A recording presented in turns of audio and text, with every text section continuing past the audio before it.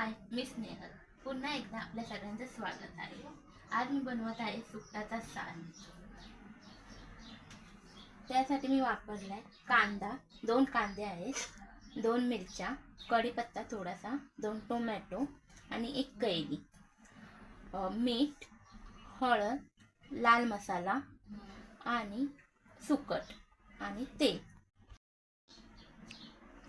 ही सुकट मी अर्धा तास भिजवत ठेवलेली आणि ती चांगली धुवून घेतलेली आहे आता.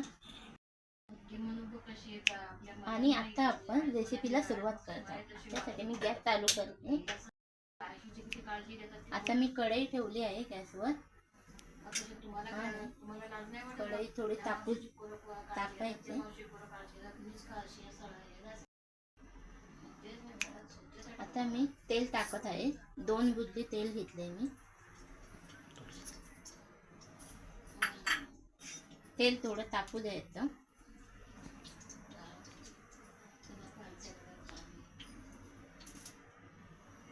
आता मी त्याच्यामध्ये कढीपत्ता टाकते.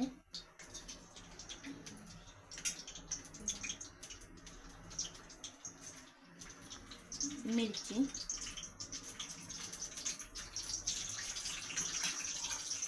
आणि कांदा टाकते.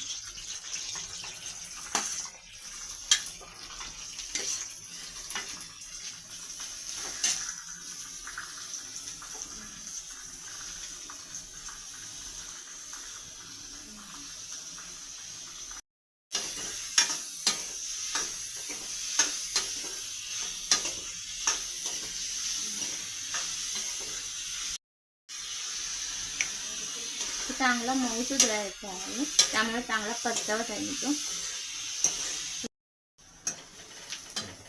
हा कांदा आता गुलाबी झालेला आहे. ह्याच्यात मी आता टोमॅटो टाकते.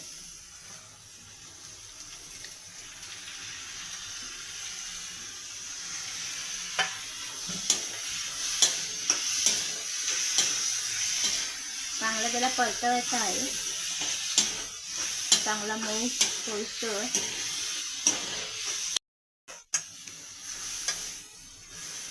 हे आता दोन्ही मऊ झालेले आहेत, कांदा आणि टोमॅटो. ह्याच्यामध्ये मी आता टाकत आहे हळद,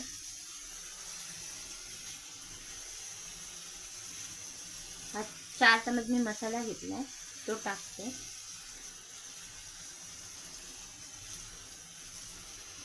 मला जरा परतवते.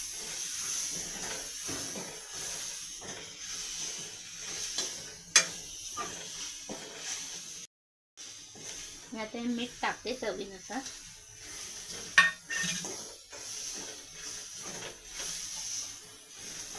गॅस मी बारीक केलाय. आणि आता ही सुकट आहे ती मी टाकते. चांगलं तिला मसाल्यामध्ये परतवून घ्यायची.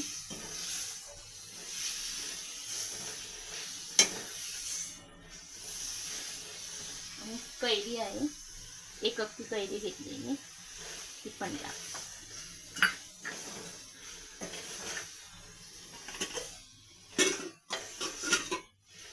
ह्याच्यामध्ये मी आता पाणी टाकते.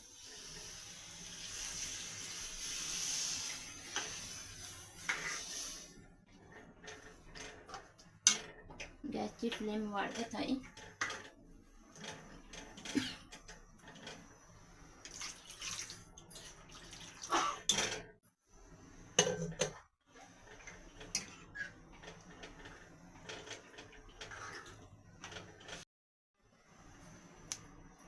मी झाकण ठेवत आहे. 15 मिनिटं याला शिजू द्यायचं.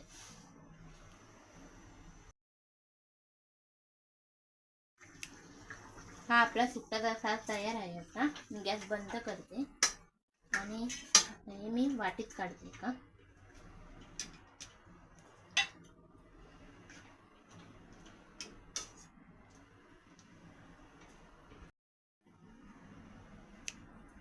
हे आता आपण भाकरीसोबत किंवा भातासोबत खाऊ शकतो, पण भाकरीसोबत खूप छान लागतं, त्यामुळे मी भाकरीसोबत खाणार आहे. थँक्यू.